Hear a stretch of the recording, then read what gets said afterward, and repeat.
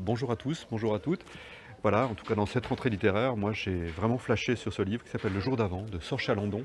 Alors, avant de vous expliquer de ce livre et avant de vous parler de cet incroyable roman, sachez que Sorge sera avec nous dans cette grande soirée littéraire au Conservatoire de Lille le 14 septembre en soirée. Donc vous êtes tous invités, toutes invitées à venir l'écouter en compagnie de d'autres auteurs et animé par Bernard Lehu lors de cette soirée.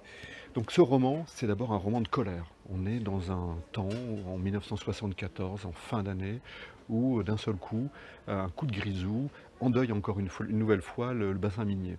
Donc c'est le colère d'une famille, d'un père de famille qui avait interdit son fils d'aller au fond de cette mine, qui l'a hâté, qui l'a habité, vraiment ce fils a été plongé comme ça dans cette mine. Donc ce dernier coup de grisou, on est en 74, on est limite entre Lens et Liévin.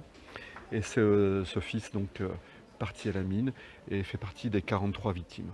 Le narrateur, le fils, l'autre fils, celui qui est resté, découvre un jour son père comme ça pendu, comme un vieux paysan sur une poutre, au fond de sa grange, avec un mot qui va le hanter toute sa vie, qui est «Venge-moi de la mine». À partir de là, on a donc Sorge Chalandon nous emmène à la fois dans un passé, mais aussi dans le présent de cet homme et dans la colère et la vengeance.